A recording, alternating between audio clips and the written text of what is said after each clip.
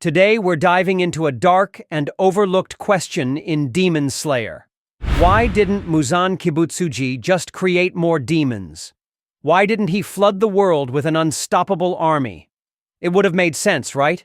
More demons equals more manpower. More eyes searching for the blue spider lily. More chances to win against the demon slayers. And remember, Muzan controls life and death. If any demon acted out, he could destroy them with a single thought. So, why didn't he? Why did he keep the number of demons, and especially powerful ones, so limited? The answer is layered, and it all goes back to fear, betrayal, and one very specific woman. Let's break it down. First, the obvious. If demons became common, people would notice. Governments would get involved. And Muzan would go from being a hidden threat to a global enemy. If too many demons started killing humans openly, it's not just Japan that would respond. Other countries, even ones like America, might investigate.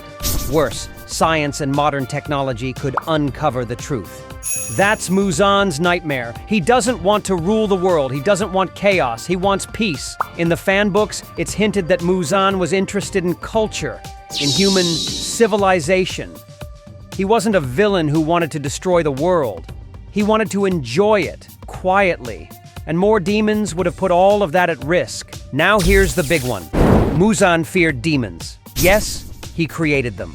Yes, he controlled them with a curse.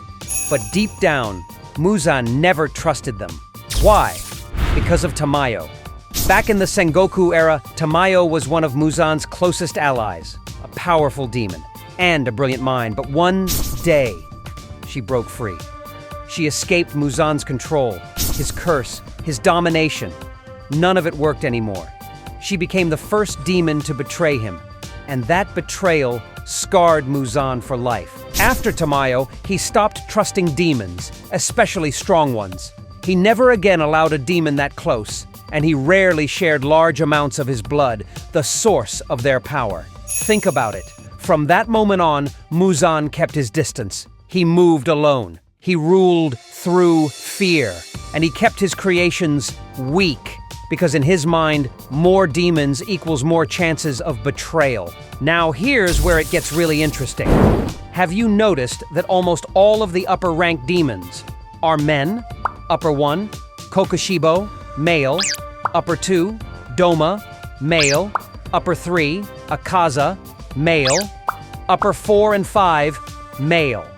The first significant female demon doesn't appear until upper rank 6, Daki.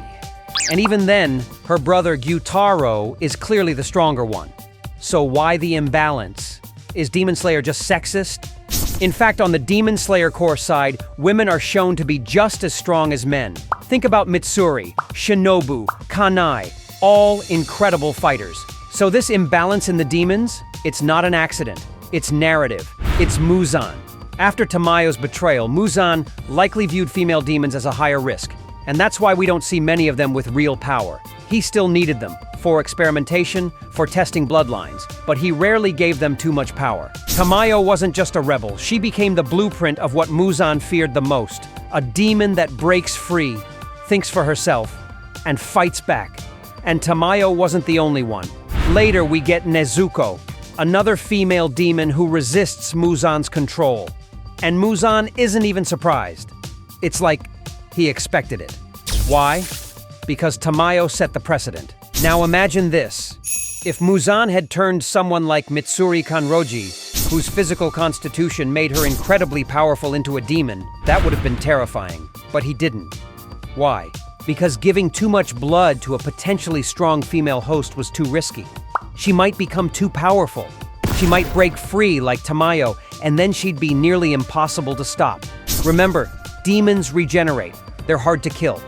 And once they're free of Muzan's curse like Tamayo was, he can't kill them anymore. That's why Tamayo survived for centuries. So Muzan played it safe. He avoided empowering female demons. He stopped making too many demons in general. And he stayed in the shadows, always in control, always alone. In the end, Muzan wasn't just a villain. He was a control freak, obsessed with survival. And survival, to him, meant never trusting anyone, never empowering others, and never risking another Tamayo. That's why the upper ranks are the way they are. That's why the demons are mostly men. And that's why the so-called Demon King was deep down terrified of betrayal, of loss, and, ironically, of the very beings he created, especially the women. So next time you see the cold, cruel Muzan on screen, remember, the scariest monster in Demon Slayer might have been the most scared of all. Let us know in the comments. Do you think Muzan was right to fear Tamayo? Was he smart or just paranoid? If you enjoyed this breakdown, give it a like and subscribe, and we'll see you next time.